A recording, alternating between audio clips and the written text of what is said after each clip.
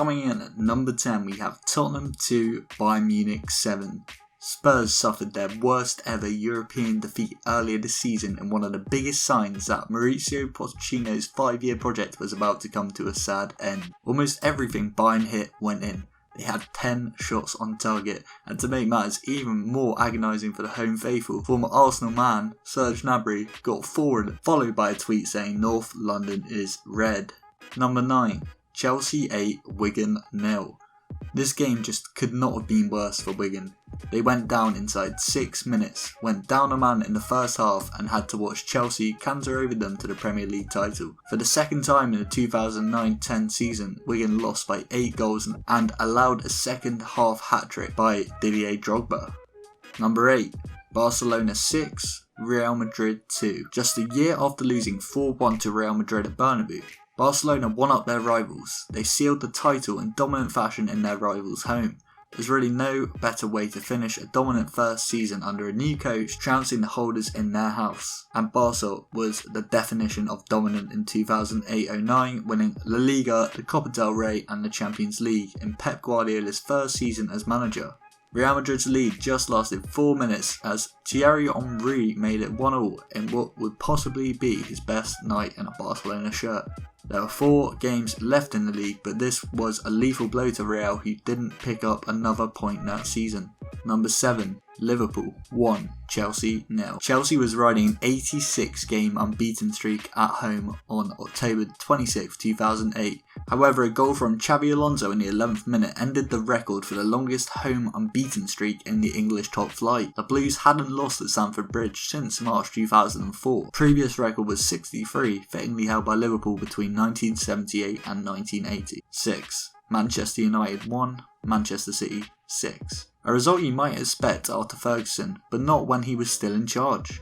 It was United's worst home loss since February 1955 and prompted Mario Balotelli's legendary "Why Always Me" celebration. But nobody could have predicted just how big a win it was for City. Those 3 points helped them to the title, which was won over United on goal difference just months later. 5. Manchester United 8, Arsenal 2. Admittedly, Arsene Wenger was up against it with injuries and had to field a defence of Carl Jenkinson, Giroud, Laurent Koscielny and Traore.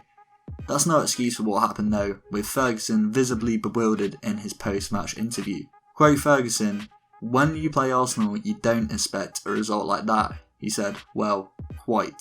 4. Arsenal 2, Liverpool 0. In the final game of the season on May 26, 1989, Arsenal had to win by at least 2 clear goals or else Liverpool would win the title. They had to win by 2 clear goals at Anfield, where the Reds hadn't lost by 2 goals in 3 years and Arsenal hadn't won in 15. Liverpool had also never lost when playing John Aldridge and Ian Rush up front together. Arsenal was just 1-0 up and it looked like Liverpool would soon be claiming its second double, having secured the FA Cup a few days prior. In the final minute, Michael Thomas scored the final goal and secured the Gunners' 9th league title at Anfield. 3. Barcelona 6, Paris Saint-Germain 1. Barcelona are no strangers to a glorious comeback. PSG became the first team in the Champions League history to exit the competition after winning the first leg 4-0. Ironically, it was Neymar, who was with Barcelona at the time, who orchestrated their downfall in the late stages of the return at Camp Nou. Guess who the man in PSG's dugout was? Unai Emery. Number 2. Liverpool 4, Barcelona 0. Barcelona were reportedly offered treatment for PTSD when their Champions League hopes were ended yet again. It seemed unthinkable that they would go crashing out when they headed to Merseyside with a 3-0 lead. However, Liverpool managed to pull it back and win the game 4-0 and taking the Champions League title. 3 words: corner taken quickly. Number 1. Liverpool 3, AC Milan 3, Liverpool 3, 2, penalty shootout.